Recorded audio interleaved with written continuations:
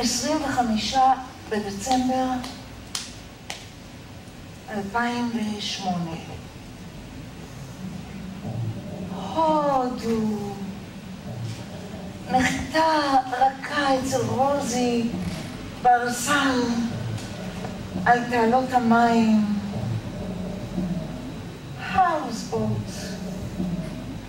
סירות קטנות מחופות קש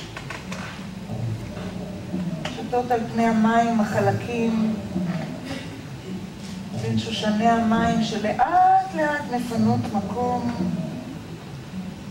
לא מזדרזות. אנחנו כאן מרחיקים את כל השם, מאמצים את הטוב והמנחם, מדחיקים את המאיים. החזרה לרוזי אחרי שנתיים רק מעצימה את הצורך במנוחה מוחלטת. כל החושים עובדים כאן, כל הגירויים והחלומות, יא רבי.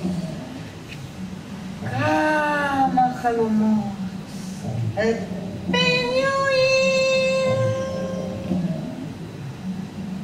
יום שישי, 26 בדצמבר 2008, בוקר.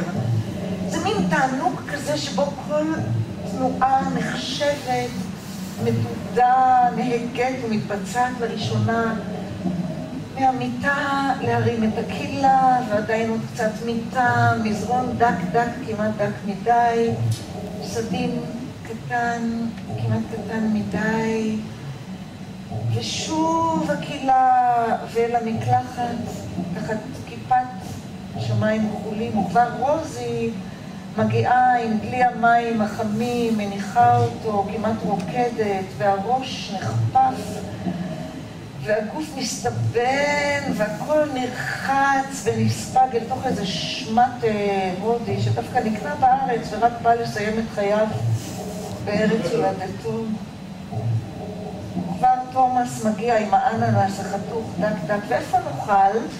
על השולחן, על שפת התעלה, על הסוכה, בארסל, ומתי נשוב בקייק, בערב לפני השקיעה, לפנות בוקר.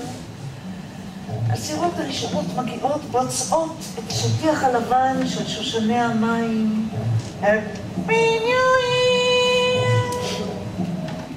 שבת, 27 בדצמבר 2008, שתי נמלים ג'ינג'יות הולכות על הכור שמתוח מעל הארסל. בסוף הן חייבות להיפגש, ואז מה יקרה? הן תתנגשנה, לפנינה מקום, אולי אחת תמשיך מלמטה, לופתת את הכור ברגליה העקומות.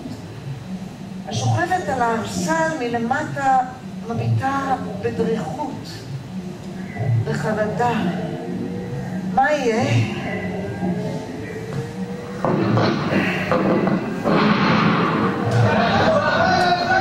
Under attack, Israel's Air Force unleashes devastation on the Gaza Strip. On the ground in one of the world's most densely populated areas, it's a gruesome scene.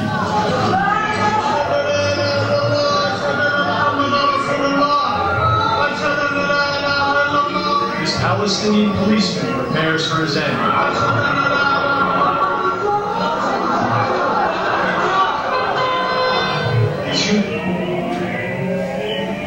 כששוכבת על הארסל מתעוררת, השמש כבר שינתה זווית, הנמלים הג'ינג'יות נעלמו, הכור עדיין כאן, זה קרה באמת. יום ראשון, 28 בדצמבר, Madam, please come with me to church. But Rosie, I'm not Christian. There is only one God, Madam. אם יש אלוהים, הוא אצל רוזי בארסל. 31 בדצמבר 2008.